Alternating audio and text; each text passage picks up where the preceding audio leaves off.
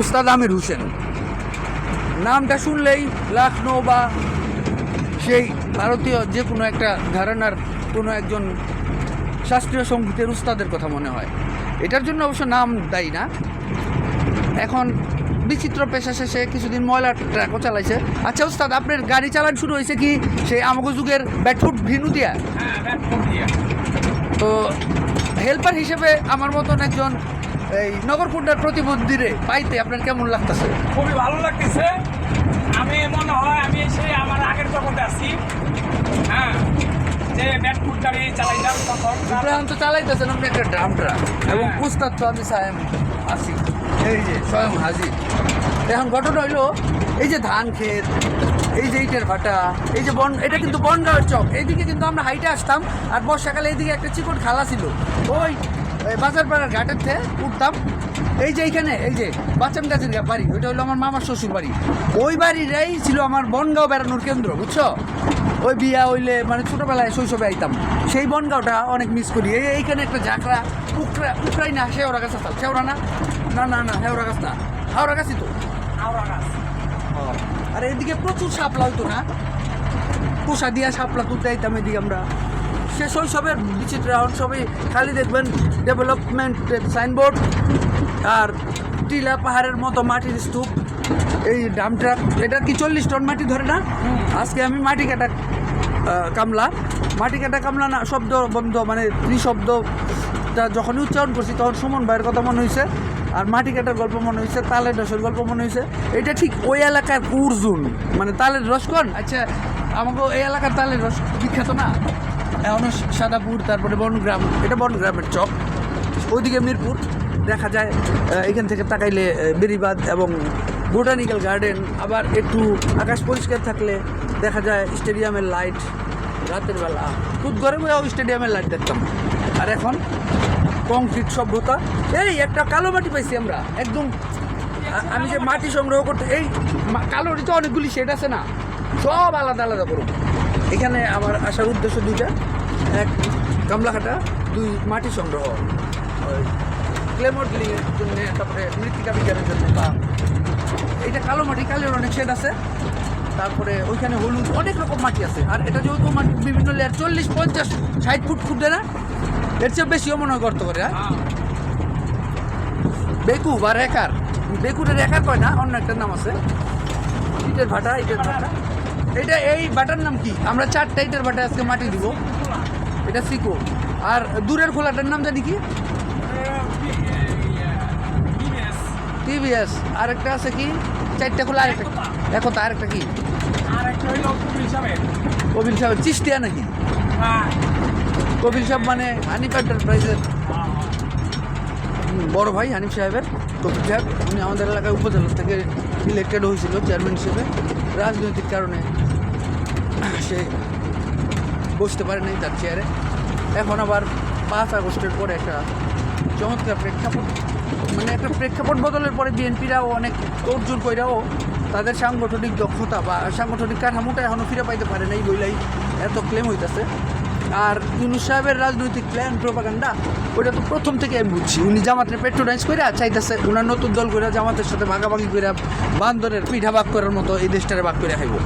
It is not possible in Bangladesh. যদিও 5 আগস্টের পরিবর্তনটা মোটেও ছাত্র আন্দোলন বা এই সেই বা আমরা যা বলে লোকে সেগুলি ছিল না। মার্কিন মদত ছিল, আরও অনেক দেশের মদত ছিল, কোটি কোটি ট্রিলিয়ন মানে মিলিয়ন মিলিয়ন ডলার ছিল, অস্ত্র ছিল, আইএসএফ জঙ্গি গোষ্ঠী ছিল, অনেক কিছু ছিল। আর এই ক্ষোভ ছিল বিগত বছরগুলোতে আওয়ামী লীগের ক্ষমতা থেকে নামাইতে না পারা সবগুলি দলের, এই দেশের যারা আছে প্রত্যেকেই ভিতরে ভিতরে প্রত্যক্ষ বা পরোক্ষভাবে চাইছে যে কোনোভাবেই এই মহিলা বা এই সরকার পতন ঘটবে। এখন যেভাবে পতন ঘটছে এটা মোটেই শুভ কিছু না। এটা তো প্রথম থেকে জানি, অনেকেই জানে, কেউ স্বীকার করে কেউ করে না, সেটা ব্যাপার না। এইখানে রাজনৈতিক কথা কেন বলতেছি? রাশি রাশি ধান খেত, রবীন্দ্রনাথের কবিতা পড়ুন, জীবনানন্দ পড়ুন, টি.এস. ইলিয়ট পড়ুন, সেনেকার দর্শন ওরাব, কিংবা পার্সিবিসি শেলি, আরে শেলি রে এরকম নির্জল সুইসাইড করছিল না, কিংবা শেলির বইয়ের লেখা আমরা ফ্র্যাঙ্কস্টাইনের কথাও বলতে পারি।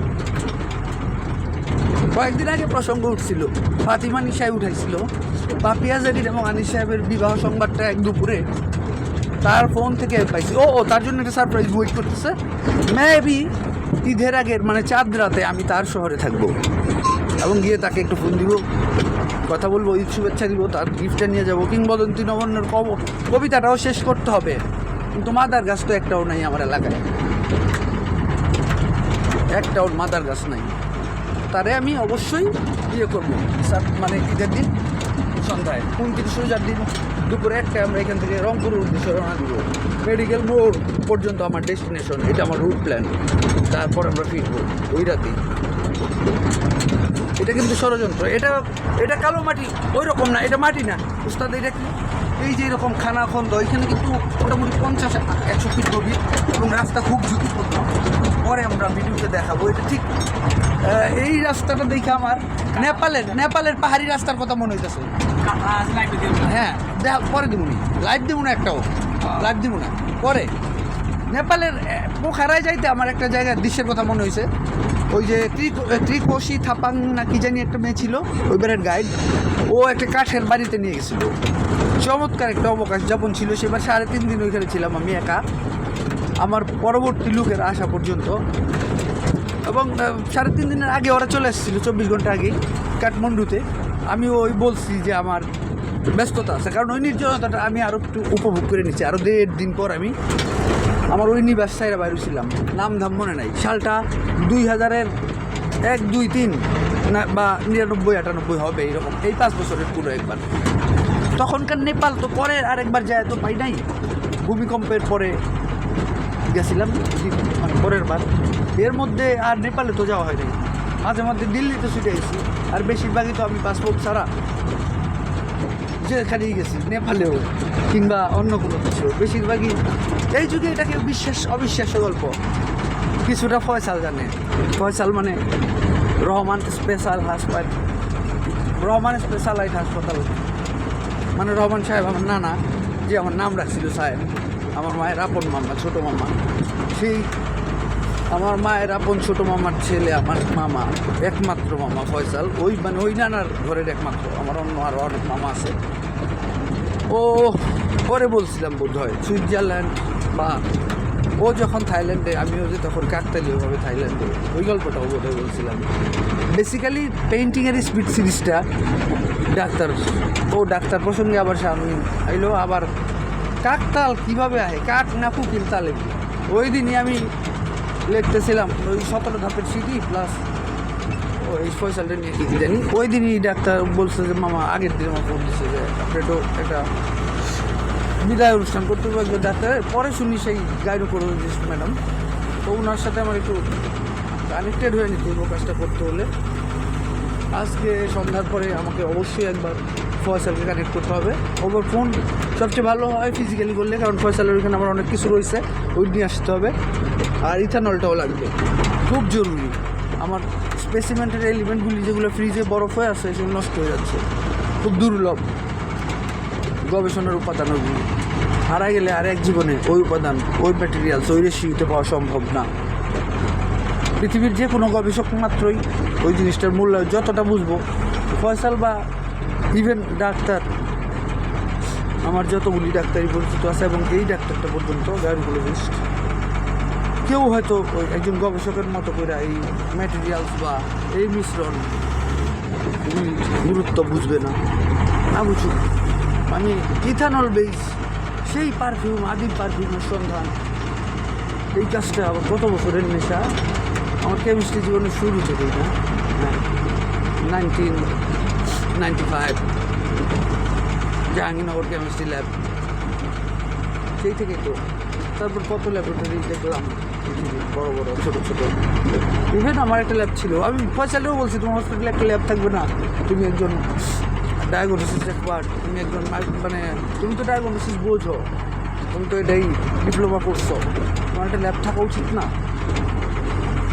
অনেক কথাই শুনে নাই, আসলে অনেক দামি জিনিস সস্তায় দিয়ে দিলে যা হয় এটাই হচ্ছে। আচ্ছা আপাতত এইখানেই রাখলাম।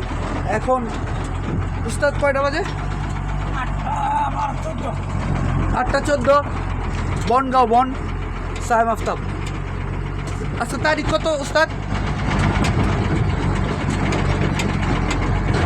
তারিখ 21 মার্চ 2025। বনগ্রাম আমাদের ইউনিয়ন নাম, মানে এই গ্রাম বনগ্রামে একটা গ্রাম আছে, ওই গ্রামটা আমরা রাইখে আসছি। যে গ্রামের কথা বলছি আমার বড় মামা শ্বশুরবাড়ি ওই গ্রামে। আর পুরো ইউনিয়নটার নাম ওই গ্রামের নামই। আমাদের গ্রাম নগরকুন্ডা। বনগ্রাম ইউনিয়নের নাম হইলেও নগরকুন্ডা ইউনিয়নের রাজধানী, অলিখিত রাজধানী এটা সবাই বলে। তবে কমপ্লিট হয়ে গেছে। ওই দিন আশুলিয়ার দিকে, রোস্তমপুরের দিকে গেছি, ওই পাশটার থেকে টঙ্গী দেখা যায়। ওই যে ল্যান্ডস্কেপ প্লাস ডেভেলপমেন্টের একসাথে প্যারালাল যে চলা ইন্ডাস্ট্রিয়াল এলাকা হিসেবে এত সিমসাম শুনশান সবুজ আছে। ওইটা দেখে এই যে এখানে আর একটা পর্বত, হিমালয় সব, লাদাখ মনে হইতেছে, লাদাখ। বর্ষাকালে এগুলো ঝুম হয়। আর প্রতিবন্ধী ক্যামেরা এগুলো কি দেখাবো? এইখানে একটা পাহাড়ের উপর মানে টেরা। ওইদিকে আর একটা হাউজিং আছে না, ওই যে শাহাবুদ্দিকে চড়া ছিল, ওইটার নাম হলো আলফালা। ওইটাও চমৎকার। ওই বেড়ায় কাঠের ব্রিজ করছে না। তোমার ইয়া কোনটা? এটা লিক, এটা লিক কয় না,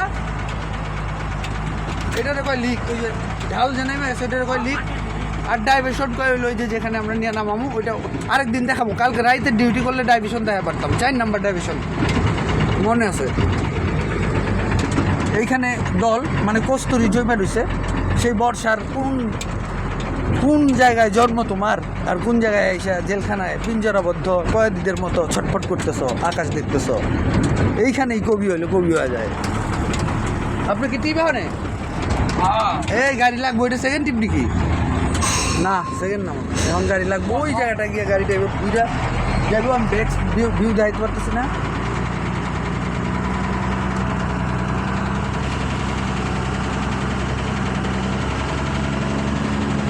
ওইখানে আপনার নামতে গাড়িটা, হ্যাঁ অনেক ঢাল। এই পেশাটা অনেক রিস্কি, রাত বিরাত সারাদিন গাড়ি চালাইতে হয়। আর মাটি কাটা যুগের স্বর্ণ যুগ গেছে আমাদের দক্ষিণ গোড়ার মাটি, মানে যেখানে মধুমতি মডেল টাউন আর হইলো ইস্টার্ন হাউজিংয়ের প্রজেক্ট। এখন ওইখান থেকে একবার মাটি খনন করা হয়েছে, খনন করে বিক্রি করা হয়েছে, এবং ওই মাটি দিয়ে বাড়িধারা, গুলশান, উত্তরা, ধানমন্ডি এইসব এলাকার ভিত্তি তৈরি হয়েছে। ওই তো বেশিরভাগই ছিল ডোবা, নালা, খাল, বিল যাতে। মুরব্বীরা কইতো ঘাট অঘাট হইব, অঘাট ঘাট হইব। এখন তাই হয়েছে ঘটনা। সাথে ব্যাগ গিয়ে দেখতেছে, ক্যামেরাটা জুম করা, ক্যামেরাটা